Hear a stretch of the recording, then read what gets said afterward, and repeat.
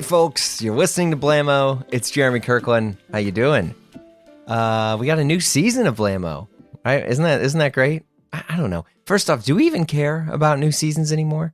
I feel like it just kind of goes onward, right? Like, what am I going to do? This is season 26. No, this is season 14. Well, I don't know. Is this podcast going to turn into Law and Order? It's just nonstop. Whatever. Doesn't matter. How are we all doing?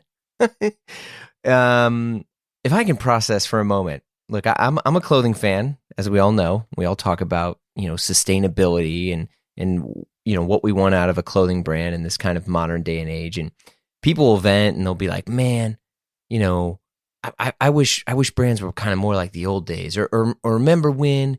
And look, I'll be honest, I've caught myself and others being like, I think we're all just happy or being annoyed. It's kind of a nostalgia thing in general, where it's just like, it's easier to just, complain about the current state of things and say they were better another time, than really enjoy how good things are now. Like, is it more fun to wax poetic and versus learn new things? Whatever. I'm not trying to preach here. Maybe I am, but I am far more impressed with many, many menswear brands now more than ever. And one of them is Percival, founded by Christopher Gove, and who's my guest this week? There you go. But they're based out of Britain. They kind of nail, I think, the aesthetic of where we are right now, in between this sort of formal and casual, because they do casual, they do the elevated basics, they got new suits, but they're a modern brand, and they've done things really, really well. And so I'm pleased to talk with Christopher Gove from Percival. We get into it. We chat their recent pop-up in New York, getting basics right, fake hardcore fans, they're out there. The influencer world, we got some spicy takes, getting fits off in the pickup line, commercial versus creative, and the multi-year plan. New season of Blammo. Here we go. What'd you have for breakfast? I had a half English. Okay, all right. Which is the calorie watching man's full English. Okay, I used to have the. I would go full English when I would be chilling in Wandsworth. Oh, you have some UK based connections. Yeah, I worked for the Beggars Group for 6 years. Oh, no way. Oh, in Southwest, right? Cool. Yeah. Yeah, I was. Okay, nice. I didn't know shit for British vibes or anything. I think my first time coming to the UK was when I worked there. Well, so you turned up cold and were potentially aghast at our cuisine levels? No, actually, if I could, I would absolutely move my entire family and just live out of the UK for sure, easily. Hands down. Oh, nice. Okay, yeah. I mean, the cultural comparison is always interesting. Obviously, we were in New York last October. We had that pop-up shop on Spring. Yeah, it was Spring Street, wasn't it? Yeah. And I love going to New York. It's an absolutely bonkers ecosystem of people who are crucially earning loads of money, like barmen. Are there earning $90,000? Oh yeah, and then we're just so used to the UK, where everyone's worried about finances, the invasion, because obviously it's a bit closer to us. We've got the old lolsy energy crisis, which people are loving. That we have a series of sort of insane, career-driven politicians who are just amazing to witness, and so consequently, our economy's not absolutely loving it, and so You hear all these things about America, right?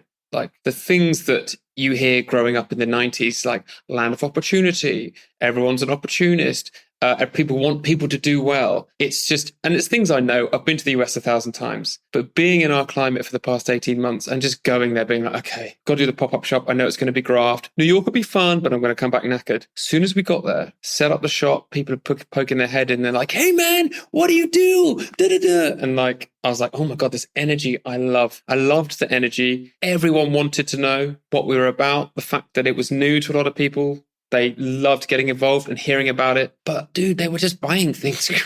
Yeah. But this guy had, it was like, yeah, I got my first interview next week. Good American accent, by the way. What do you think? That's fantastic. Thank you. I pride myself on a variety of accents. Let's see how many we can get through without offending, obviously. He bought a pair of loafers. We did this collab with Chris at Blackstock and Weber. Oh, yeah. If you know him. Yeah. Amazing guy. Mm-hmm. Shout out to Chris. But so he did a pair of loafers for us that had like football studs on, like football spikes. They were just a one-off, because then we had an amazing pair. We had like 20 pairs that we were selling, and this kid just bought a pair of loafers for like $400. Bought a jacket for $500.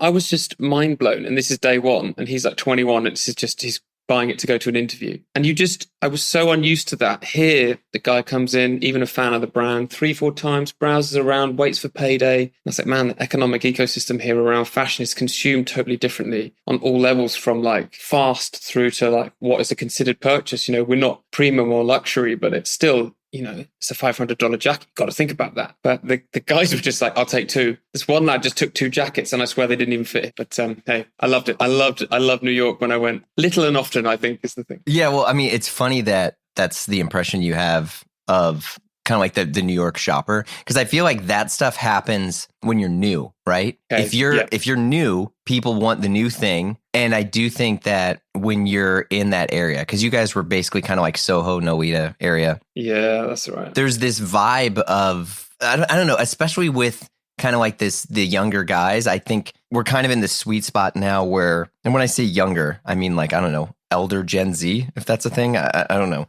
But like, you know, guys in their 20s, you know, early 30s, and I guess it's millennial stuff too. But there's this understanding of craft and cost and pricing, into which, you know, I remember when I worked at the Armory in New York, you'd have old dudes come in that were just totally loaded. You know, their car and driver would be outside, and they'd walk in and they'd be like, wow, $600 for a pair of shoes.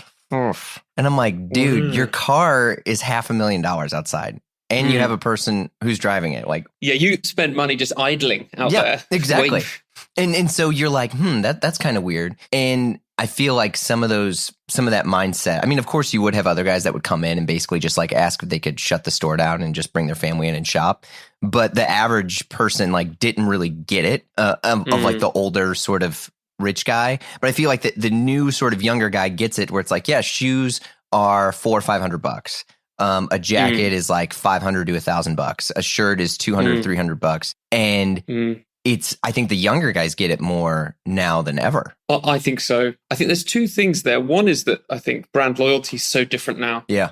I mean, there was this huge report came out, might be Business of Fashion, about how people now are no longer just insanely loyal to one brand. They look to every single brand to give them what they need. Yeah. So they'll curate themselves across a series of things, and actually a series of price points. And I think, I mean, are you a millennial like me? Yeah, I'm 38. Okay, I'm 40. So like we're like graying out the other end. Yeah. But growing up in like the 90s and noughties and consuming clothes, it was completely different. I think, like, not to be like the remember when, but I remember in the way that films would portray demographic segments of people, like goths, skaters, preppy. Like, it was so funny. And I was like clearly defined. And the older you got, you were just loyal to the brands. And even when I started Percival 10 years ago, even when it was just like me doing a side hustle, people were like, oh, you're like YMC and Oliver Spencer and Folk. Cool. Oof. And that was like the cohort of brands that I was just bonk in, because it was like contemporary men's and it was independent.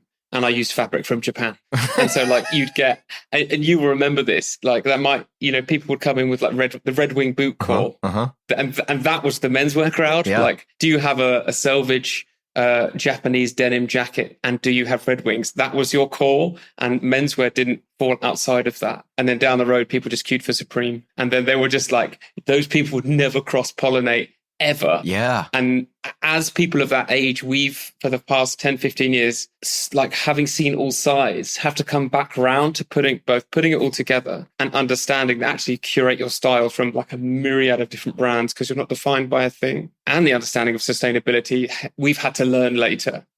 Whereas people 15 years younger than us have just grown up with everything. Yeah. Consuming it when they want, how they want, allowed to pick and choose. And I think for the first time, like looking at all the Paris fashion stuff that's coming out, it's like super 90s. It's like 90s dad. And it's like the first time I'm like, wow, I genuinely remember that the first time. Like, I was a teenager. I remember that. That's how, I mean, I guess I'm just saying I'm old as hell, but it's just Gen Z seem to get it. Yeah, I mean, I think you're totally right with that, because, you know, also now it's like a death rattle to wear head to toe in one brand. Like if you walk in Yeah. to any place, you're hanging out with your friends and you're head to toe, whatever, coolest brand ever, LV, whatever you want to say. And people are like, okay, so you're just rich, you know? Full kit wanker. Yeah, exactly. Like if you have that stuff, it's not cool at all. Now it's got to be cool, like, okay, I have, you know, this jacket or this thing is vintage or this, you know, and it's weird now, especially with people, you know, I came across this when people were like, oh, I'm trying to get some Levi's Silver Tab. Yeah. And I was like, those were the jeans that I had that I got at JCPenney, and they and I was like not cool enough because everyone was wearing Diesel. And so like why would I ever want Silver Tab?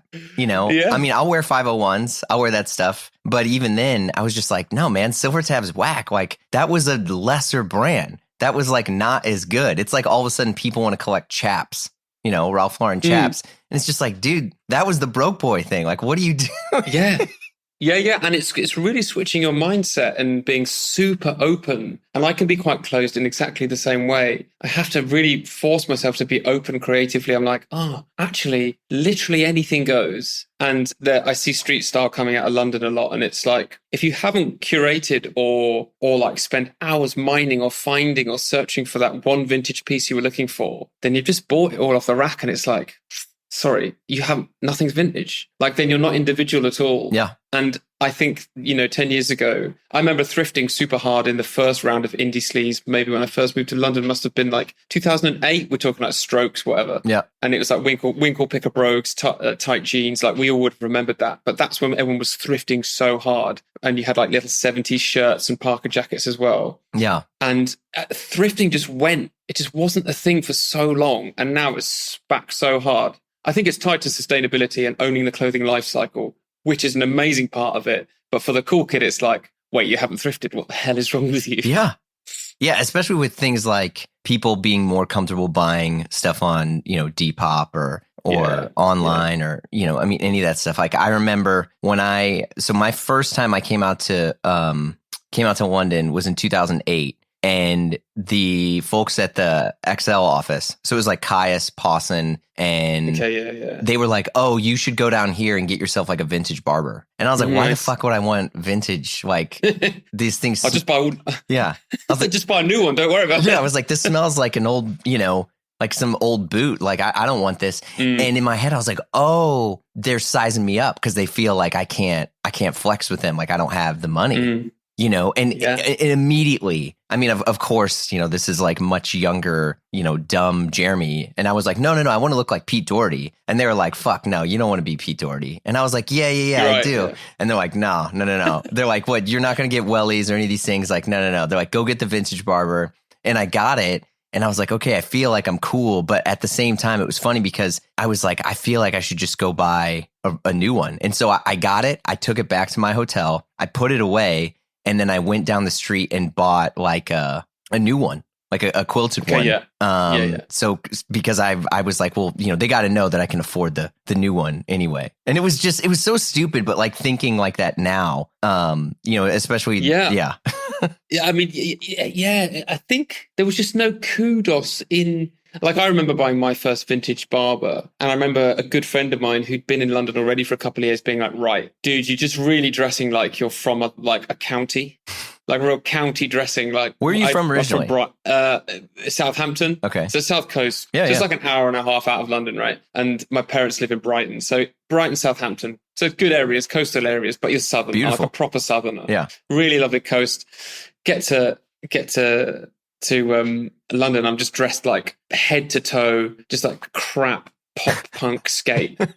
Just because, I don't know, it was just like a phase. I remember going to uni and I went to an art uni in Bristol and then I studied in Hong Kong because I was bored of the UK. And I just remember like going through phases and trying different stuff. And I was like, do you know what? This summer, I'm going to be a skater.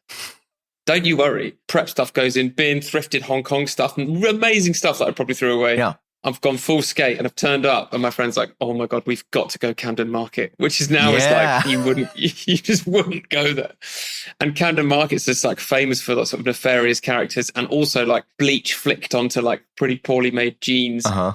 But crucially, there was an area that was just doing vintage brogues, women's jeans that they got off the back of a truck and put men's sizing in.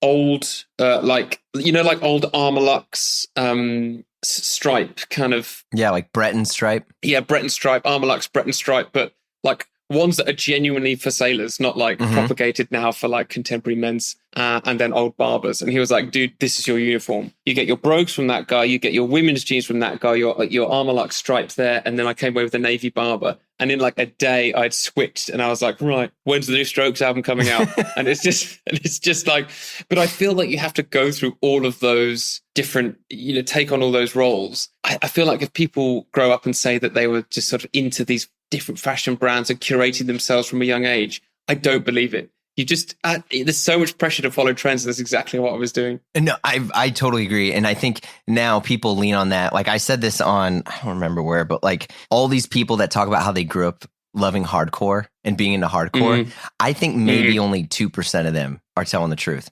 because there's no way to check the receipts on that stuff. And I think the majority of all these like subcultures that people said that they loved, where it's like you were aware of it, but you weren't really into it. Like, oh, no way. No way. Yeah. Like, I swear I had a Linkin Park hoodie, which now, would go for tons on the Vinted or Depop, an OG from like 2002. But yeah, I think just owning how crap you may have been is part of the journey to like understanding everything. Yeah. Like I remember discovering that Carhartt was a genuine workwear brand, not Whip, which is the European sort of subsidiary that they bought the license and it does its own thing. It's amazing. I've got some family that weirdly live in Montana. Okay. And which is like, and every American I speak to and I say that, they're like, what the fuck? Yeah, it doesn't make any sense, but that's cool. It's just like, yeah, part of my mum's side of the family. They moved there, 50 years ago, and they still live there. That's whatever, you just don't talk about religion or politics, fine. Sure. But going into the thrift stores there and just seeing like amazing Pendleton blankets, amazing like Carhartt. So you went and visited? Like, yeah, I've been a few times. Okay. Like it's beautiful. Yeah, it's an amazing, beautiful place. Everyone has their problems. But the vintage stores there, I was like, oh my God, if I could bring this back, the money I could make on these like Pendleton blankets for like $7 that are just 50 years old. Yeah. That was an absolute mind blow. It's so weird. I mean, to go on the Percival stuff, like, do you think now when you design collections and you guys are working with the stuff that you're doing, obviously when people make lookbooks from any brand now, they're doing head to toe that brand, right? You're, 316 does head to toe 316, et cetera, et cetera. Love 316. But no one, I mean, I think it's pretty rare to see someone wearing head to toe in any one brand anymore. So like knowing that your customer will probably never do that. How does that affect your design? So I think like about 2 years ago, a year and a half, I really felt like not trying to bring in specific fashion stuff all the time that you would wear for a season or two and be so specific that it would be known that you'd want to switch it out. Like I love application. I'm from like a craft background, so I love embroidery, screen print. I used to have 2 studios that used to do that kind of stuff. So for what that comes out a lot in garments that end up looking quite specific for a season, which a lot of brands do. I did a lot of work internally on trying to get a selection of basics right that a tier of customer could just buy into and that could cut in with the range. Yeah. I kind of say cut in with the range because it is like, for example, there's a Levi's 615 orange tab, like you said, from the 90s that was like the dumb fashion jean of the 90s. But there's like thousands of them still on eBay, but I'm wearing them right now and it's just a perfect straight leg and they're like 15 quid on eBay. And so it's like, okay, that's the jean that can cut in with all this amazing embroidery or this like an interesting custom wool or this fleece jacquard that I've done. But we just need that nice jean because that jean can go throughout and actually crucially go with a different brand as well. So that ideology, it's called auxiliary, is how I branded it in my mind and ended up branding the sub-range that because it's like, what's your backup bit that can cut in with every piece? So we've got just a standard flat wash jean coming out. And it's not like the 316, like, your denim, which they are perfect at. I love that brand. It's just like, this is the jean you don't think about. You put it on, you put it with anything. And the same with a straight leg stay pressed trouser. The same with like a really heavyweight organic cotton fisherman's knit. The same with a full wool navy fleece. So there's now about 30% of the range that I'm just like, you almost don't need to know. It's not really branded in any way. It's just like, I've put loads of effort into sourcing everything in the best way I can, making it the best way I can. And if you know, when you just wear it. And so I wanted those things to last for at least minimum 2-3 years for people, because I start to have this itch as well about, if I'm designing things that are so specific all the time, they're going to come and they're going to go. And then I just feel genuinely bad about that, even though we do make stuff well and we do have to charge for it. It's made in great factories. But like, if it's a very sort of like Bodhi, like one shirt from Bodhi. Yeah. 2 years later, that's that Bodhi shirt from 2 years ago. And then you're like, can I even wear that? Yeah. So is that different to fast fashion? You know, I'm going to start some massive thing now. People are going to hate on me, but trying to think about ways where clothes can last. Can it last for longer, even visually? So yeah, that to solve that look problem, you have some seasonal looks that you can really hang the press off, hang the wholesale off. But then is there some core bits that can just cut through? And, you know, because not every guy wants that crazy fleece either. That's the other thing. Yeah. I mean, I thank you for acknowledging that, because I think it's pretty rare, into which, you know, a lot of these brands that, you know, we talk about or mention or anything, most of them are carried by their, you know, basics, for lack of a better term, where it's like, yeah, the hoodies, the t-shirt, the jeans, the crew neck sweaters, the whatever. And yeah, because I mean, you're right. Like anything Bodhi, anything Bodhi, I'll just hate on Bodhi. Yeah. Anything. You're just like, I don't know. It's pretty dated after a while. So you have to find something else to, I don't know. I don't think you're going to see the regular dude wearing that and keeping it. They're going to get it and they'll be wealthy enough to put it somewhere so it can sit for 5 to 10 years, and then they'll bust it out. And people are like, oh, I remember that. That's cool. Thanks for the trip down memory lane, as they all wear a standard crew neck sweater or a hoodie. I mean, seriously, I look at what I actually buy. And this year I wrote down, I was like, okay, what did I purchase? And all the stuff I purchased are like, you know, higher rise trousers, a crew neck sweater, a sport coat, you know, loafers, nothing. Even what I'm wearing right now, I won't mention, you know, on it. Like, that was a gift. It's great, but there's no way that I'm going to wear this for years and years. It just, no. It's too loud. Yeah, you've got two seasons, 2 winters maybe at best. Yeah. And then it's going to go in the back of your, well, actually, you've just done a big sale out, haven't you? You've cleaned out recently. Yeah, and I'm in the process of getting rid of even more. I have two more bags of clothes that are just, I mean, I don't know what the fuck I'm doing. But isn't it addictive though? Like, I don't know. Or you're a hoarder though, but I've only just started using like resale platforms, and I'm so addicted. I mean, I own an e-com business and I sell stuff, right? So it shouldn't be news to me. But I was putting stuff up and selling. I was like to my wife, I was like, babe, I'm making money here. And she was like, yeah, dude, that's your job you do anyway. You can't have a side hustle that's your main job. Yeah.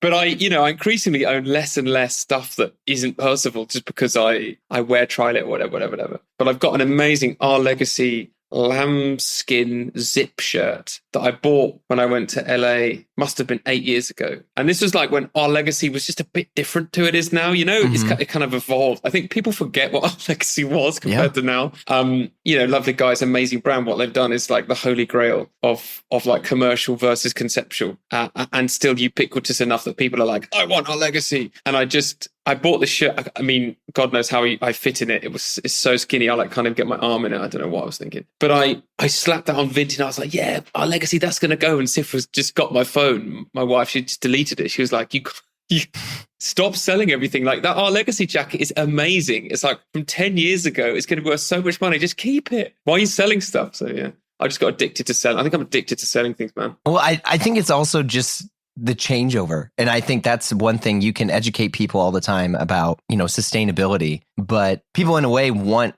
a wardrobe change or some sort of thing that's within their control psychologically that they can change and they can alter at will to feel better about things that what they can't, you know? And so clothes are the perfect medium for that. And so no matter how much we educate folks on, it's like, no, but you need to be sustainable, or this is wasteful, or this or that. It's like, it doesn't matter, because people are going to continue to want new things, and that will help them escape the things that they can't. And like, I admit it, because I'm like, well, fuck, like I hate all my clothes. And it's like, well, really all these clothes are great, and someday I'll like them again. But at the same time, I'm like, no, move on, you know? And then of course I'll buy it back. I literally got rid of 2 sport coats that were blue, and they were nice, I had a cashmere one that was really, really nice from a British tailor. And then I had another one that was from these, Italian dudes. I just won't name any names purposely. And I immediately messaged the tailor that I would like to buy from, who cuts in a slightly different style, and was like, hey, I want to talk to you when you're here next. These are the things I want to order. And I wrote like navy hopsack jacket, navy cashmere jacket. And they were like, great. And I'm like, yeah, I literally just threw out thousands of dollars of stuff only to message someone asking if I can purchase it again. So, but I think you in deep down as well, you're a collector. Yeah, like you love, it's not Pokemon, but it's like clothes, and I'm the same. Like I love collecting and curating like your own style, like that challenge every morning, and like what look am I going to put together? Although actually, you did admit that you just like putting on the same stuff. Well, but it's the same in a category, but it's definitely not the same. I mean, I could tell you 10,000 differences between this, Solito jacket and this whatever. Yeah. So, but I mean, ultimately, I want to dress like an extra in The Crown. I mean, what the fuck is wrong with me? But it's the truth. I accidentally dressed like Princess Anne yesterday. I was just trying to have a smart day. I don't know if you ever do that, where you wake up with a bit more confidence and you're like, do you know what? I'm going to fucking push it today, man. Yeah. I'm going to go with I'm going to put that light blue mohair crew on. I'm gonna have a little Oxford collar poking out. Oh yeah. I'm gonna get the pleated trouser, and then I'll go downstairs. So I'm already dressed like fucking Harry Styles or something on tour, and then I go downstairs and I've got loafers. I've got the Blackstock and Weber. I've got my nice like GH Bass, and then I've also got like a boat shoe that's like what's it? A GH Bass collab boat shoe, and I'm toying between the three. Meanwhile, my kid's like late for school and missing like the early drop off breakfast. And she's like, and my wife's like, they look the same. No one on the planet is going to look at your shoes and go, oh, he chose the GH Bass over the Blackstock and Weber today. But to me, it's everything. Yeah, I know. I mean, that literally happened to me this morning. No shit. Like, so my kids get up. I spend more time getting dressed than they do. And it's no one gives a shit. I literally, and because I don't live in New York anymore, I go there like once a month or whatever. I'm like, my runway is the fucking school drop off line. And guess what? Not a single person cares about what I'm wearing. And I roll up and I'm like, dude, I got this sick old vintage glove roll. I got this, nice. I got this old, tweed coat, and all I do is I walk up and I say, have a good day, Harriet. Love you. And walk away. And no one even looks up. They're all in their cars or they're on their phones with their Under Armour and their big American flag Punisher shirts. Yeah. So is that what you have there? What? As the dad? Well, we discussed this a lot. The drop off dad outfit. Yeah. And it's a whole thing. So like I live in Essex, which is like your equivalent of where you are. Yeah. But I can get the tube in half an hour. I'm not sure if you can. But the dad's where I am, right? So I do the same. I pull up in the gear. I drop her off. Yeah. But they're not on their phones because there's not that. They're just looking at me like, "Oh, the fuck is this absolute plonker turning up in like my baby blue mohair?" And like this morning. And when Freya says goodbye, she goes, "Bye, Daddy. I love how soft your jumper is," or something. Like she'll always comment on it because she knows Percival. She's starting to understand what it is. But the dad uniform where I am is like golf core, probably. So it's like a light blue nylon zip neck. Yep. But the zip is like zip right up high. And then there'll be like a training short, as if they're potentially about to do a job that involves exercise. Which I just can't believe is true based on their physiology. I'll say no more. Yep. And then a trainer. And the trainer can either vary from like some insane Nike Dunk collab trainer, which they're like hopping over puddles because they don't want to get messed up, or just like real fucking on running. Oh God, I can't stand On. Can't stand it. Sorry, On. Anyone, I'll just be honest. I think On is the fucking worst. It's the worst brand on the face of the earth. The logos are bad. Everything about it is bad. I'm sorry. What I'd say is it's so admirable. How have they done it? I'm like, what is source? Well, Federer. But what source have you used to make every dad on the planet wear that? But then, and then the fashion dad wears a Fear of God Essentials hoodie. Yeah. And there's like, Fear of God Essentials hoodie. Like, I cannot move in Essex without being like seeing that Fear of God Essentials. Okay, so let's unpack this. I do want to talk more about Percival, but I think this is also really interesting. Wait a second. I got to get my bids in on the Bezel app, but more on that in a minute. I get all sorts of emails and questions from you all, which I love to read and respond. And one thing I constantly get, and even read in the Blamo Slack, is what watch should I buy and where should I get it? It's a wild world out there with all sorts of websites and shops, but I go to Bezel. Bezel is the trusted marketplace for buying and selling your next luxury watch with expert in-house authentication on every purchase. First off, folks, it's getbezel.com. That's getbezel.com. But I use and recommend Bezel because it's the best of both worlds. You can go to the site and browse a marketplace of luxury watches, over 16,000 of them, by the way, which is a lot. And I know that Bezel is going to authenticate your purchase. Or you can create an account and get connected with your own private client advisor, called the concierge. Because look, making a watch purchase can be confusing, especially when you don't know all the reference numbers. When was this made? Did they use ceramic then? Is it a triple lop, dingle top? What the heck? I don't even know. But they do at Bezel, and they're here to help. Concierge, baby. Look, if looking for your watch to mark a special occasion, or maybe you're just doing research, right? They even have their own journal where you can learn all the ins and outs about Bezel and the brands and all the stuff that's happening right now. But back to my bids. Yes, Bezel now has auctions, and not just any auctions. They got Rolex, they got Cartier, they got Audemars Piguet, all the big dogs and more. So you can discover, bid, and know the Bezel team has got your back with verified in-house authentication. So visit getbezel.com on your smartphone or computer, or download the Bezel app on the App Store of your choice. Bezel, the trusted marketplace for buying or selling your next luxury watch.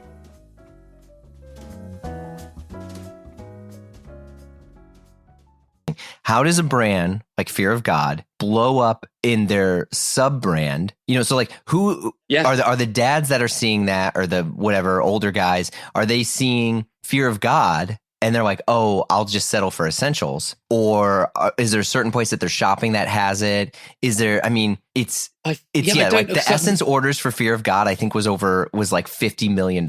Like it's nuts. I don't know. Again, it's an amazing, and that's that auxiliary thing that we were talking about with Percival, is what they've done with Essentials. It's like, okay, we've created an amazing brand, kudos. So what's the entry level thing we can do? We'll brand it Essentials. But it's just like a taupe or like a coffee colored matching set. Mm-hmm. And just people will go crazy for that. Mm-hmm. And I'm like, whoa, how have you made taupe and the word Essentials with like quite wide kerning? Mm-hmm. Like I used to do graphic design for years. So like, I'm always looking at like tracking and kerning. I'm like, the kerning on that is just too wide. Like I can't, dyslexics will struggle with the kerning on you're right. Logo. But I don't know how it's blown up. I think like, because you get like the End, like we have End, really great multi-brand here, independent. It's opposite our store actually. And they carry some amazing stuff. Like the curation is great, I think, because they do from contemporary all the way to streetwear. And it is really like on it. But they carry Essentials. So that's the entry level thing for the guy. The guy goes there. It's got to be. That's his entry level thing. He can buy into the culture without even thinking twice. Yeah. It's because they're the people that I see that like will give me the head nods on like my watch or my jacket or whatever. They're wearing clothes like Essentials that, and I'm just, again, all honesty, like I don't want to be associated with it. Like, because in my head, I also know how they behave around their kids, around other stuff. And I see them like, I don't know, this is, like being a parent or some sort of person that I don't want to be around, even political stuff that I'm just like, no, man, don't give me the head nod on your Essentials shit, because you also like A, B, C, and D, which respectfully is not something that I want to, be a part of. And I recognize the division and how absurdly pathetic that is. Like I will take the L on the closed-mindedness that I have. No pun intended. It's weird. Yeah, no, I get that. I think like the US in its positions ideologically, like your guys turning up in the Punisher t-shirts. Yeah. Like, I just know that guy. I think, this is like tarnished with a brush, but I feel like I know what their opinion is on a few things. Yeah. But listen, we're talking about white guys, so we can kind of say what we want, right? They've sucked for so many years, centuries, millennia of white guys have sucked. Yeah. So I think we're fine. We're not maligning a small demographic. Very true. But if Punisher t-shirt turns up, I think I'm okay to probably not have the conversation. But there's a few guys, and the guys that really interest me, like in the dad cohort, are guys that have not really put any effort in. Because then I think, okay, you're my guy. Oh, because okay.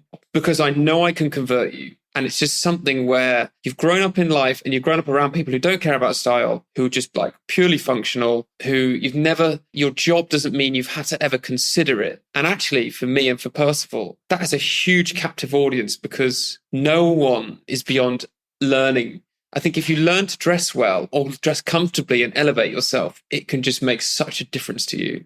Like one of my weird internal mantras is making forest green the new navy. Just because as a growth goal, it's such a wearable color. Agreed. Imagine if it's way more, and I'm a realist, not an idealist. So I can't say like mustard. Like I love mustard rust. I love cobalt blue. There's lots of, I love a cornflower blue at the moment, but people aren't, there's no money in getting people to wear that. And that I can like be crazy and try and design stuff with all my colors and textures and have a nice palette and an idea and concept it comes from. But ultimately, if I can get the navies dressing in forest and I can get the people who don't care dressing in the navy, then that is a captive audience. And so that was like a weird mantra I had when we released our linen suit 2 years ago. Mm-hmm. And forest green is now the best-selling linen suit we have over the summer. I have this issue with summer that men dress like teenagers. So I was like, how can we get men to not dress like teenagers? They just put on like tight white t-shirts and like goofy shorts or like Tommy Bahamas. I'm like, okay, they're making decisions at some point to put that on. Where do we intersect that decision and go, by the way, you can dress like fucking Don Johnson. You can dress like Tony Soprano. You can dress like... Yeah.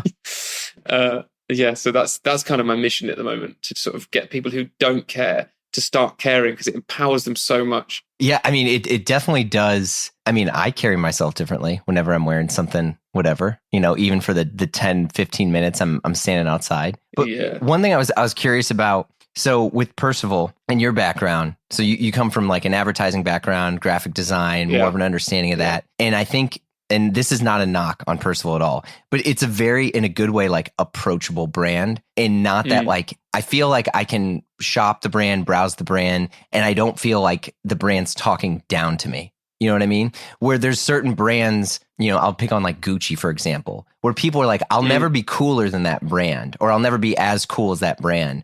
And I feel like with Percival, there's stuff there that you're like, oh, I can enter this a little bit easier because I'm not like, the brand doesn't look down on me. And with like the advertising background that you have, like, was that intentional? Was that like, how did that come about?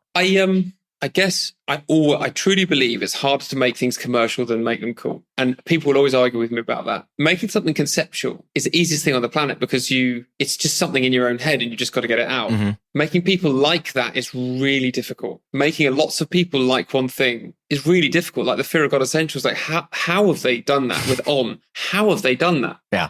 Now, okay, it might just be tons of money at that point. Possible. And we don't have that. But I think like what I found early on in the early days of doing Percival, there's 2 iterations. The first one is like me just doing it as a side hustle, having a shop on Berwick Street, not having any money, trying to do wholesale, which doesn't make sense because you can't make any money from wholesale, no margin. You got to wait. Yeah. And then Liberty are like, not Liberty, who was it? Fenwick, I think, 90-day terms or something. You're like, Jesus, how do I even feed myself? Yeah. But what I'd have in the store is guys would come in to the store back then, and that's the Red Wing guy, like the OG. Like if you put Scenester in like an AI mid journey, it will still give you like a mustache dude with a fixed gear bike. Yeah, like which is so funny that like AI still thinks Scenesters are like from 2007. But those guys would come in and they would really struggle to like let go of, and I'd say like, hey man, that looks great on you. And they'd like stiffen up or they would like their mate, they'd be like, oh, Darren, what do you think of this? And he'd be like, it's all right. And they just can't compliment each other. And then I'd get someone finally to the till and they'd go, mate, do you know what? I need to take a picture to see what my girlfriend thinks about it. And they'd have to get validation from their girlfriend before they even bought something. And that was about 1.5 years of having that store until we closed it. And then I liquidated and restarted the brand and went full time and changed the business model and everything. But the one thing I took to the next stage, I was like, guys are fucking weird about it. Yeah. They can't just say, hey, dude, you look great. Mate, that looks fucking banging on you. Yeah. Because, and thankfully now, fast forward 8 years, I think it's really changed. And what's come with that is the casualization of the office. So like guys could hide in their suit. They could just go, oh, well, everyone wears a suit. They hide in the suit. Yeah. And then on the weekend, they didn't have the care. And that has now changed so much. And so my thing was, how can I get people to feel like they can just come into the shop and not worry about not knowing about menswear? And if they already know, how can I then give them more? No knock on any of these brands. And because I think, you know, what Amelie and Dora have done, you walk in that store now, though, I can't walk in it without feeling like someone's going to eye stab me. Yeah. Now, that store, what they've done is amazing. Don't at me, anyone. That's amazing. Like, yeah, Sure. pray. You're great. But I just wanted to think, like, how can I be the absolute opposite of that? Like, come in the store and we do coffee. We do have beer. We have a bar. Sure. We have basically like a pub in there. And I was like, can people just come in and don't pay for it. Just have a beer, sit down, have a chat. Like, what's the most relaxing thing that British people could do is they go to a pub. Can I make a shop pub? And I'm not charging you for my beer. Come and have the beer. And then we'll talk about the clothes. It just so happens to be a place where we talk about clothes. And I think like, I want people to feel like Percival's just their mate that they can just ask a question to. Mm-hmm. And that's why I'm always on the socials. And we had a sample sale the other day. I'm always down the queue just talking to everyone, or on the tills, or I go to the shop. I just think like, I want people to feel comfortable about asking questions about how to dress better. And if they already know, then yeah, we can get into like the level up stuff. Right. You know, if you want to start talking about like other brands, vintage bits, the way the Reaver falls, the set-in sleeve, yeah, let's get into that. But so I think as menswear heads, we forget that we're like 1%, and like there's 99% who are just like, oh yeah, like Johnny Punisher t-shirt. Like, man, honestly, come and have a beer, Punisher, and I'll just show you some fundamentals that are going to change your life. Yeah, I feel like that's one of the weird things of well, I guess good and bad things of some of the social media stuff. So I used to be this kind of like celebrity stylist for a few different bigger dudes. Yeah. And knowing how insecure they were, and because they're like, well, people view me as X. And if they knew the truth that I wasn't confident in this, and this, which in a weird way, I think that's great now. Like we're at this part of this like generation where it's okay to admit that like you don't understand and you can learn, and people have this empathetic relationship towards you. And but like now where you have social media stuff where it's like, hey, here's how to wear a suit. Here's how this thing should fit. Like here's, you know, this is what drape means. Like the amount of people that are like, hey, you know what, like, I don't want to, what does drape mean? You know, when they're just like, oh, like, what's a British shoulder? What's canvas? All these different things that I think the anonymity of social media makes it easy to kind of live in that world. The same reason where, you know, the biggest Kindle book was that 50 Shades of Grey, because no one could see what you were reading if you held it, you know, if you read it in a fucking Kindle, you know, where it's like, that's cool. I'm going to read this shit book. Like, no one can see the fucking cover. Yeah. But I think about that a ton because it just makes things, you know, I don't know. It's like Tom York wearing rag and bone, you know? It's because I bet he was just like, man, where do I get some like regular jeans? I don't want anyone to know that like, you know, I'm going to kind of get this clown brand right now. I don't know. I think about that a lot. Well, yeah, I agree. And I think that I don't know how it's like the influencer ecosystem for women is different to men. And the gap is closing because I have a few friends that do influencer stuff. And one specifically, her ecosystem from wearing to buying for brands is so powerful. They see it, one click, they buy. Right. And with men's, I always sort of felt like, you know, men just don't shop like that. They just don't shop like that. And then so we didn't use influencers for a while, and a lot of them reach out, and we would still gift, and we don't see like that immediate traction. And then we had this, I'm sure you know about this, Chris Evans wearing one of our knit shirts at the Buzz Lightyear premiere. And the amount of sales from that shirt alone almost immediately, and it's not paid, you know, this stylist Ilaria Urbanati, she's amazing. Like she's just like an absolute tour de force, and it shows with like the huge clients that she has, and she has such a great eye, and you know, she has this Italian heritage that we was talking about recently, and she put it on him and we didn't know about it, and we just saw all these sales come through, and I was just trying to get my head into like, what guy is seeing that and going, that's for me? And I'm looking down the list, just random segmentation of like Oklahoma, Nebraska, South Dakota. I'm like, I don't know America well, but I know those fucking places are not the epicenter of style and culture. Yeah. And like, again, at me all you want, but I just know it. Like you're not wearing that you're seeing it on him and buying it, and you're just going, I buy that, I can be like him. Mm-hmm. And the mindset is like it's bonkers. It's a powerful thing, that like that idolization part of it. I think at the time he was like sexiest man in the world by GQ. Yeah, I mean it's up there, and it's funny too because like if you want to make money in the United States for clothes, sell to the Midwest, because people on the coast, they're fickle. They're more like stubborn in some of their ways.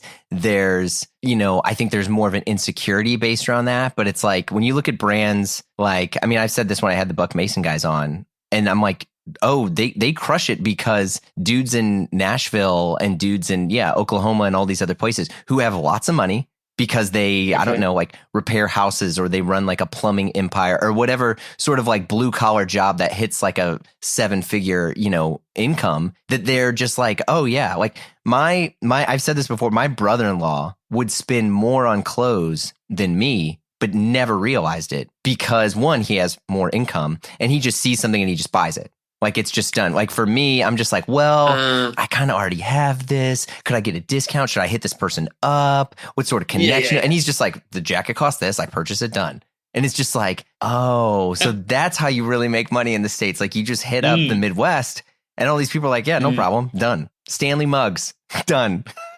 Oh my God, Stanley mugs. You see, this woman the other day was like stopped, and she like shoplifted like 115,000 worth of Stanley mugs in her car, whatever. Stanley mugs. I mean, I remember this coming up it came up like 2 weeks ago, and I was like, what do you mean Stanley mugs? And they're like, a mug by this brand, Stanley. And I was like, you mean like Stanley, like who do the knives? Who I grew up in the 90s using craft knives to build like Warhammer figures with. What, that Stanley? And they're like, yeah, they made a mug, it went viral. I was like, wow, there's hope for us all. They made it's like $500 million in sales off these fucking stainless steel mugs that are like ergonomic for your car, and they have a very large plastic straw, and you get them in different colors. But that's the thing, is like people in the Midwest, they're just like, fuck yeah, I'll do it. You penetrate Target, you look at all this stuff where it's just like, I mean, it's nuts. I don't know. Percival Midwest, do it. Well, yeah, and I certainly think that like men especially, they're like, they see and then they buy. Yeah. Like I think because we're part of a set of people who are probably super curatorial about what we like. But what we see in the data is if it rains, guys like, I'll buy a rain jacket. Yeah. If it's sunny, they're like, short sleeve shirt. And I guess no one thinking about the fact that, I don't know, you might have a wedding coming up, or you might have a holiday in 5 weeks' time. They're like, day before, holiday, buy shirt. Like that's just the men's head just does that. And I think, maybe the whole of the Midwest is just doing the same thing. I mean, it's wild. And it's funny. A friend of mine, he works at a men's retail store, and they do suits. And he's like, oh, it's the spring. We always hit wedding season. And he's like, the biggest thing that we started trying to do was to buy production slots instead of basically like going to send it, because the reason why we're able to get so much business is not because of their like the style or anything that's made. It's because these guys come in and they need a suit for their own wedding in less than 2 weeks. And he's he's like, I always ask them like, when did you decide the dates? And they'd be like, oh, like 3 years ago. And it's like, so you waited till 2 weeks to get your own fucking suit for the wedding? And they're like, dude, I can't handle the lack of planning. I can't handle it. She wants me to wear a suit. Yeah. Like, yeah, man. I don't know. I mean, I had my shit picked out like before I even was dating. I was like, fuck, I'm going to wear this sick Navy suit, man. It's going to be dope. So what have you gone for? What did you get married in? I got married in a Tom Brown Navy suit. This was like 2011. I was pretty nuts for Tom. I worked for them for a tiny bit. And this was like when a lot of the stuff was made by Rocco. It was next to the beggar's office. Yeah, nice. So, I helped them like get their their CRM stuff set up. And there was like, maybe 6 dudes that were working for TB at the time. And I was just, I bought the $1,500 trickers. I had like 6-7 different Tom Brown suits. I carried a fucking Samsonite briefcase like an idiot. You really role played, man. Yeah. I mean, it's the only way to live at the time. I was just like, well, might as well. Was it like a two button? Yeah. 2-button. 3-button. And then what? Yeah. 3-2 roll. Yeah. All this stuff is basically 3-2 roll. Way too short. Yeah. Classic.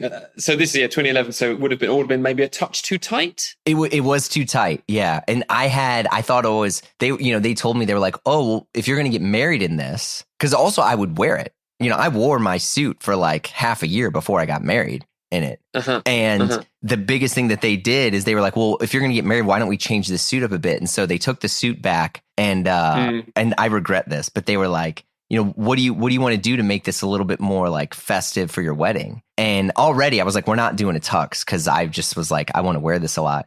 And so they changed the buttons out to white buttons. I was literally about to say, did they change the buttons to gold buttons, but white buttons? All white. So I had a white buttons on the, on the sleeves and chest and everything. And man, I thought I was hot shit. And then I had a Michael Bastian cutaway collar shirt and a like an old Brooks Brothers tie and double monk shoes. But at the time, that is what would have been the hot shit, though, man. Oh, yeah. And if I did, and I bet I would have, seen it on Instagram with some mad filter on it. Yeah. Oh, yeah. With like fake edges. Caption did a thing. Did a thing. With loads of unnecessary hashtags. Yep. And do you know what? I would have gone, that guy's got it down. Yeah. I was quite proud. I had I remember because Antonio Ciangoli, who I think he was at Michael Bastian at the time when he did this, or he was doing the Gantt stuff. Yeah, he was there, and he had because I had all the groomsmen do navy jackets and chinos. And so I was like, look, you can wear, like, there's, because also, if, at least for us, like, you got to kind of buy your own shit. And so I was like, you can get this Land's End canvas navy jacket for $100, or if you want to go nuts, Antonio went and had this like navy jacket made in Naples. And so, so he went all out. And it was like blue Oxford shirts, navy jacket. It looks like this kind of American prep thing, which I don't know. But now I have a Google Home, and I see the fucking wedding pictures all the time, and I just want to rip it out of the wall. So it's the memories, dude. Did you have wacky sock color? No, I did do red socks a bunch because Michael Hill always wore red socks. Yeah. And I was going to say, I was going to say, did you do red socks? Yeah. But the red socks kind of back. I feel like Drake's always hitting up the red sock, the red accent cardigan. Was it single vent, double vent? This was double vent. So double's British. Isn't it? Single's more American. Yeah. Yeah. You know what, dude? Own it. That was the coolest fucking thing you could have done, and you did it. Well, I mean, thank you. We're still kicking. Lots of different marriage counseling over the years, but we're hanging out, 2 kids, figuring this shit out. Hey, man, who isn't? Yeah. Yeah. So, but yeah, it's funny to see that stuff, because then right after that, I got way obsessed with Rick Owens, and I think, oh wow, yeah. You did a full U-turn. Mm-hmm. Well, because I was working with Orlando Bloom on stuff, and he was super into Rick, and I was getting the Rick showroom discount, and so it was just nuts. It was dumb. But like, I think only now, and I've talked about this a bunch, where it's like, I don't think anyone can like confidently settle into their style until you hit like close to your 40s, because you have to like go through all these different, motions of like figuring out who you are the same way people do with music. I mean, it's like, you might go back to it on occasion, but you're just not a confident human being unless you're some superhuman individual. But I don't really know anyone who's like that at a younger age. Yeah, I couldn't agree more. And I think like when I used to put together sort of creative direction for myself for like a 6 to 8 months or for a year. I never had like a long-term vision, literally until I turned 40, and something clicked, and I was like, I just want to dress like a cool dad. Yeah. And what is that to me? That's like, how did Harrison Ford dress in the 90s? How did Ayrton Senna dress when he wasn't in the car? And like all these questions, and put all these references together, and there was nothing in there that was contemporary. And I was like, that's it. That's why you need the gene. You need that gene for life. Just own that gene. Yeah. You need that plaid shirt that you've just worn forever. And it's just like, it's so fucking cool. I tell you I love who does this. Aaron Levine? Yeah. Aaron does great. Yeah. Yeah. Such a nice guy. And what he's doing with Madewell Men's at the moment is great. Like, it has to be a bit more fashion, but he's like, guys, you've got to just do these things in the silhouette, the classic stuff. I met him just randomly in New York. Like, I'd known of him for ages, probably followed him on Instagram, all that stuff. We'd had a few chats, and then he just came into the New York store, and I was on my way out to get like a whatever, and he just appeared at the door, and I was like, whoa. And he sat down, chatted for a couple of hours, and I was like, man, that guy is just the guy. And just the way he's just like dadcore, just owns it, wears it, lives life. And I was like, yeah, that's what I want to make. That's what I'm making. And I think like, I don't know.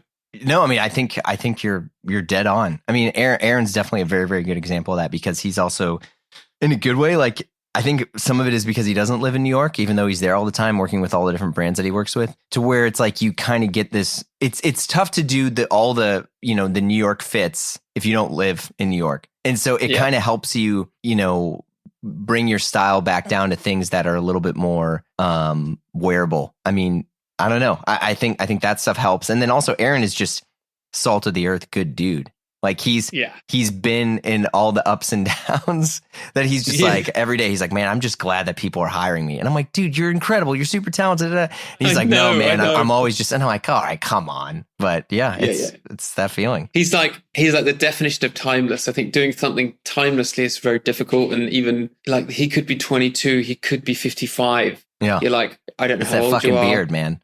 Yeah, exactly. He can hide.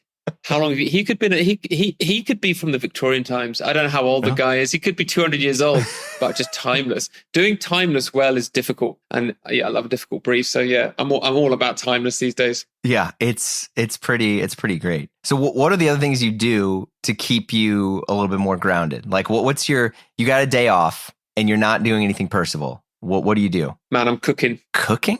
Okay. Cooking, yeah. Because I think when you're doing Percival, firstly, it's like the hours are insane. It's all encompassing. Yeah. You're doing like short-term thinking, long-term thinking. So switching those mindsets is stressful.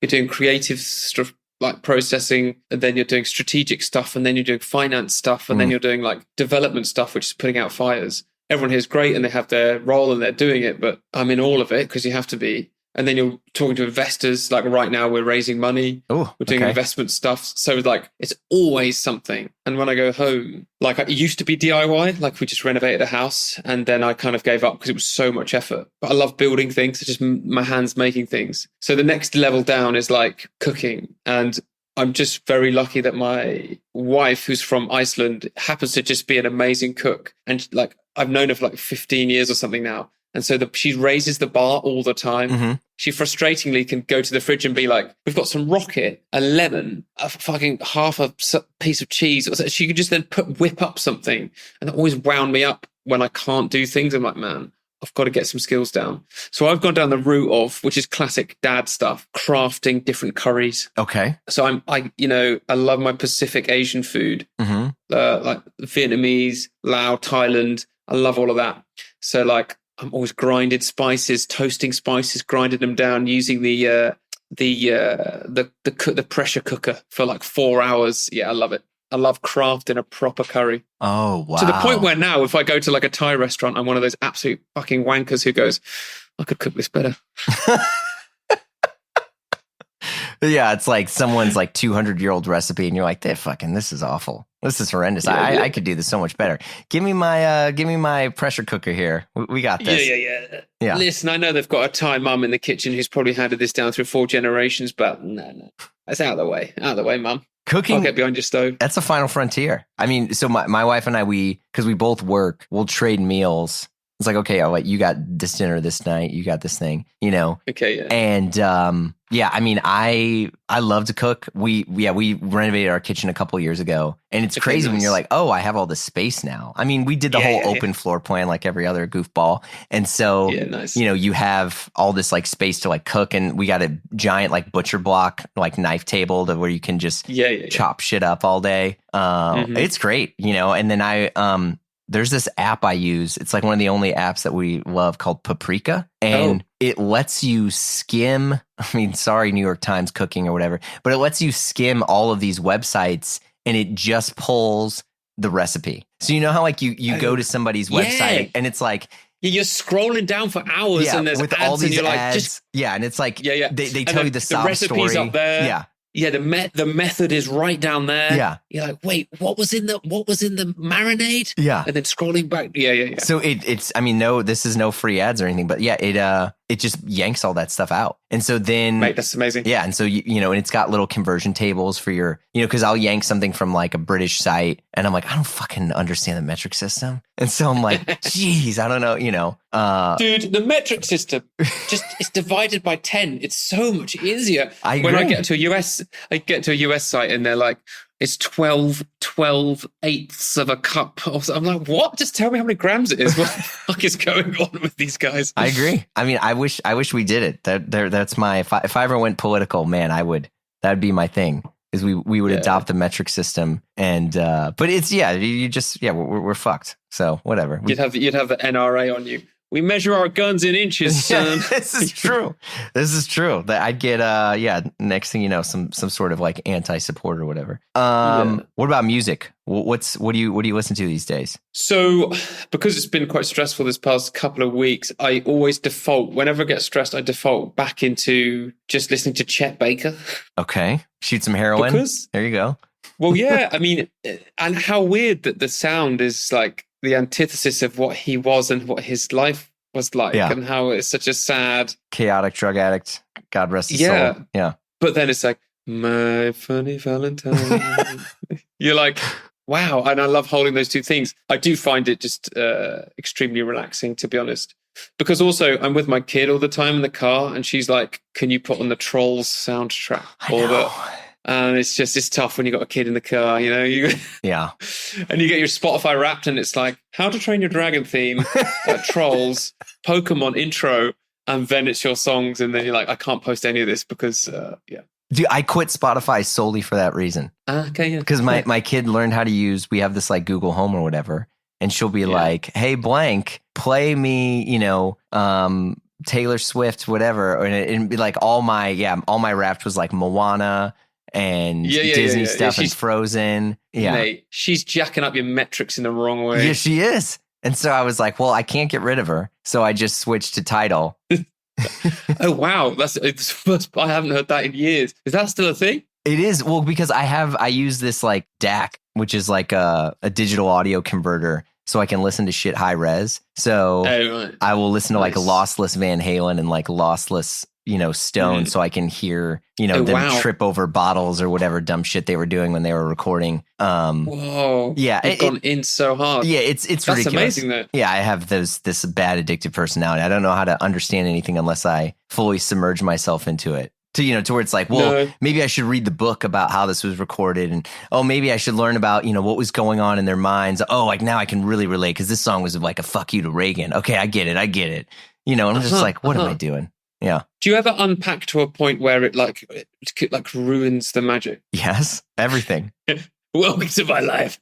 Yeah. I mean, I think in a good way, you realize that at the end of the day, everyone is like pretty broken and is finding some way to be validated by, a paternal relationship that went wrong, to where you're like, dang, like this whole person's life was because their dad just like wasn't chill. And you're like, okay, I get it. Like, I totally get it. And like that becomes this great way to connect with people. But I think it does take away some of the mystique when you think that some of these people are like supernatural musicians, or artists that were like beamed down from heaven or something, when it's like, no, this dude just like had a drug addiction and knew the sort of maths behind how to make sounds work in a nice melodic order. Yeah, I mean, basically. But I have that all the time. I mean, especially with clothing designers, and any, I mean, because you realize that like at the end of the day, these are also businesses, and so when you think, when people talk about like Ralph Lauren or this or that, like, I think the more you understand the reality behind the decisions that are made, you can just like feel more connected to them. You're like, oh, so you did this because you were running out of money and you did this to save your business and it worked. And now you can get back to what you're the most known for, whether that's art or, and I think when you find out, like I got really into Edward Hopper for years. And when you found out the dude basically was just like an illustrator at like an ad agency who just kind of like sucked and was down in the dumps. And his wife was the one who basically like made his career in terms of helping him get more notoriety and protecting his, what he did and what he wouldn't do in terms of like art and commissions, and really like nurtured him a ton. It's kind of beautiful, and it made me feel more connected to that art. It's hard. It's so hard to balance that commercial need to run a business and then the creative itch that you want to scratch. Yeah. That you have. And I mean, I think it's that constant tension. Like, I love unpacking creative process. And like, I found that, especially in uni, right, you were just designing stuff on computers and it just kept annoying me. I was like, how, like, I'm making all this stuff and no one ever sees it. Like, there's something intangible about digital digitalization of stuff. It's on screens and it's gone. It just disappears. Where does it go? And as a student, it would wind me up. And I was luckily, my first year I was in Bristol UE, which is in sort of Portishead, where the band is from. And they had this amazing, it's called like the print room essentially. And it looked over like a deer reserve. And I got to you got shown the facilities. And as soon as I saw it, I was like, oh my God, I'm spending my whole time in this place. And you could do, it wasn't just like lino cutting. They had they had a screen print set up. And the guy, old school guy, had been running it for years. He's probably still running it now. And he just would teach you how to do screen printing, but he would look down on you like like a ramen master. He was just like, you better fucking learn the ropes in this screen printing room. Yeah. And he just scared everyone off apart from me. I was like, man, I've got to learn this process of screen printing where you can only use a limited number of colors. It's very labor intensive. Really, I was like, man, I can only use 2 colors here. And it made me a better designer. And then in the letterpressing place, and you learn about sliding the tiny bits of like lead until they changed it to brass. And you slide these bits of brass in between. And then you start to understand that books were letterpressed by hand for like decades. And you're like, oh, I get why letters look like that and are spaced like that.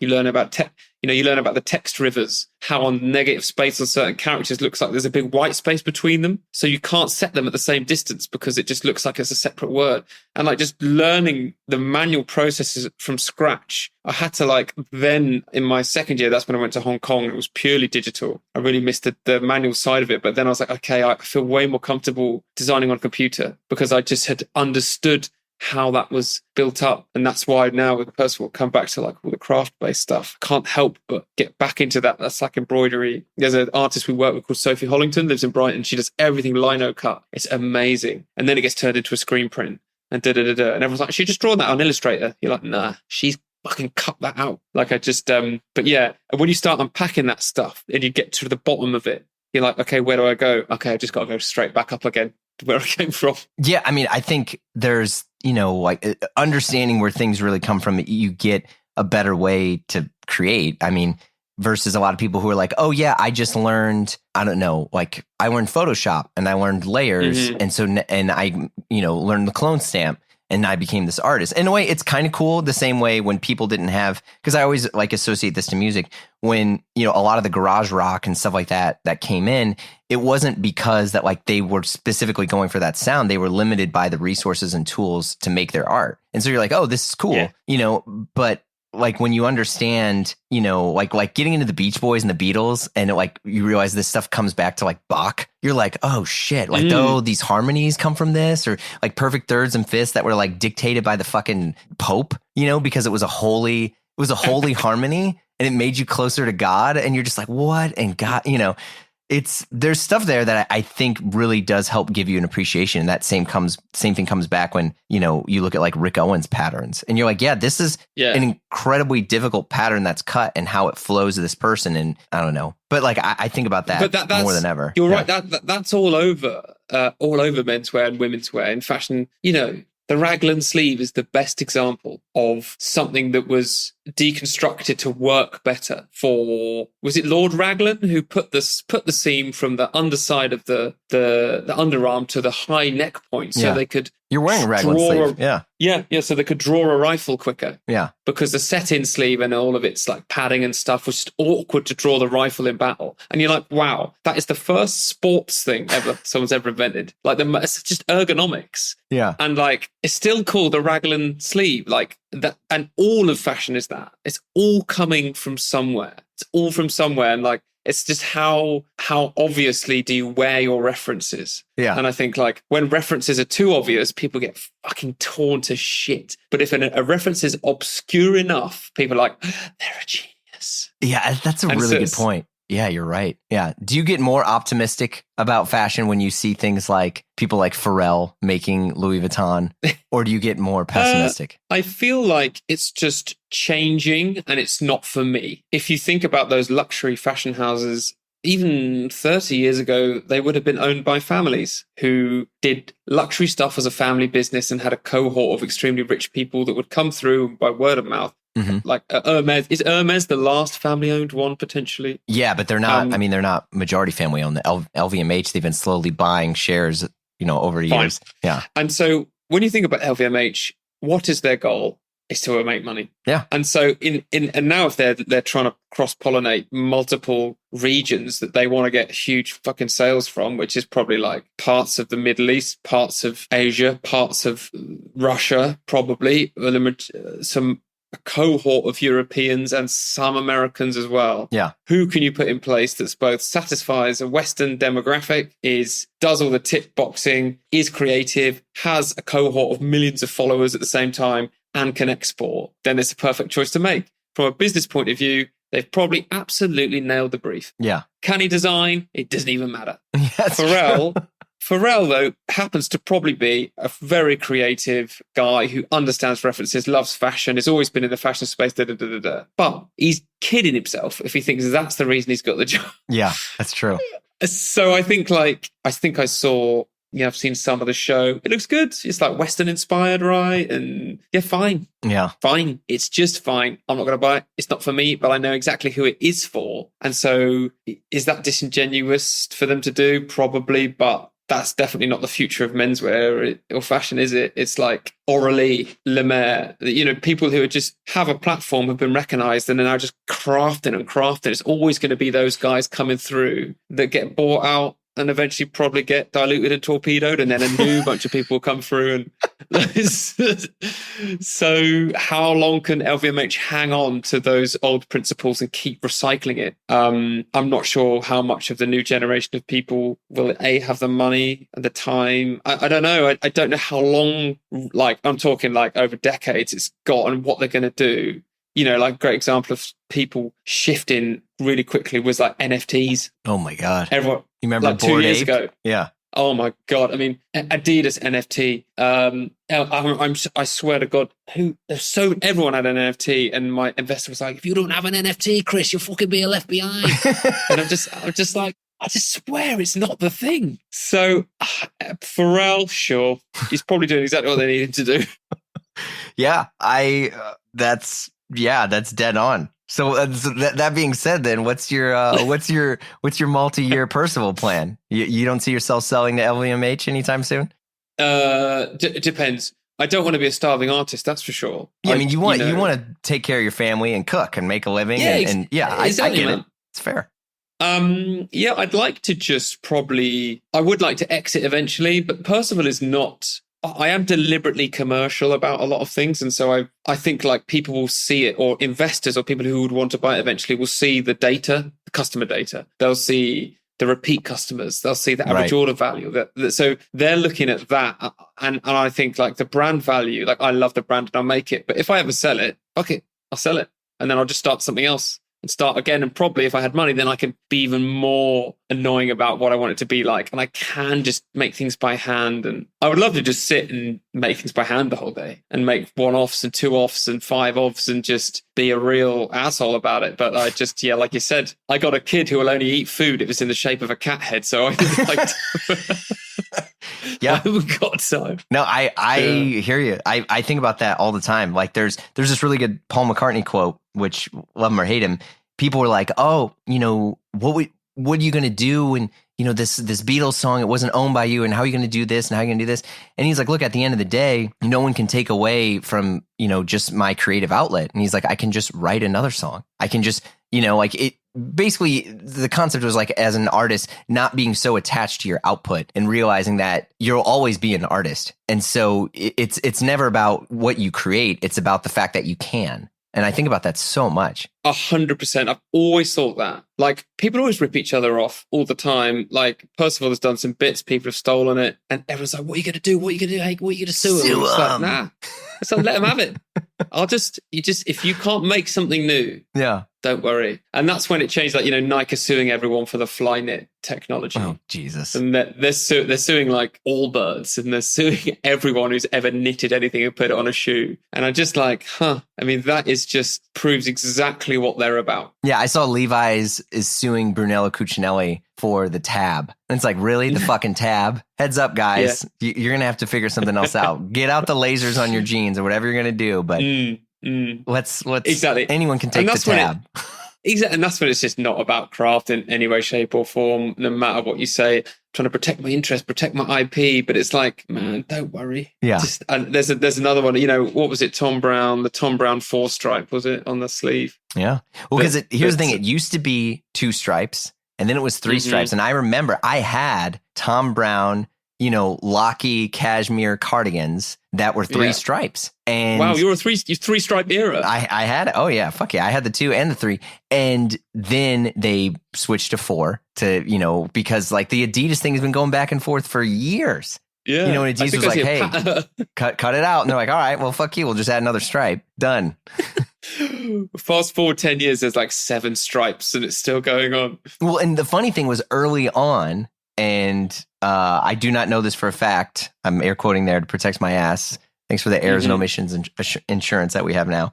But they were like, look, fine, you can do this, but you can't make athletic wear. And Tom Brown was just like, yeah, of course not. We're not going to make athletic wear. Who the fuck wants that? Meanwhile, the biggest demand when they were purchased by the Japanese company, I think it was Cross or whatever it was at the time, they were like, we want sweatpants. And they were like, shit, how do we do this? Because we need to circumvent any sort of Adidas thing. We can't really make athletic wear. And they're like, we'll just make this, we'll call it like tailored whatever. And so they did it and it was fine. And then Adidas came back around again. They're like, hey, you're making athletic wear. You can't really do it. But it's like, really? Tell me the person who walked in and was like, I'm looking for Adidas. Oops, I accidentally spent 700X and I got Tom Brown. Like, it just doesn't happen. It's so silly. Is it the £30 sweatpant or is it the £500 wool everyday easy wear trouser? Yeah, it's unbelievable. Column A, column B are pretty different, I'd say. Yeah. So anyway, I digress. Chris, great to meet you. Thanks so much for coming on, man. We'll see you. Mate, Jeremy, loved it. Good to see you, man. Hopefully see you soon. I'll come to New York. Yeah. All right. You've been listening to Blamo. Our show is produced by Blamo Media. We're edited by Amar Lowell, and our theme music, as always, by the mysterious Breakmaster Cylinder. If you like what you heard, you know the drill. Share the pod with a friend. Leave a review on Apple Podcasts. Give us 5 stars or thumbs up on whatever other thing you're listening to us on, whether it's Dingledorp or Bing Bong, whatever it's called. But you can also follow us on Instagram for all the hot content. If you want to talk to us and give us your hot take, we'd love to hear from you. You can send us an email at info@blamopod.com.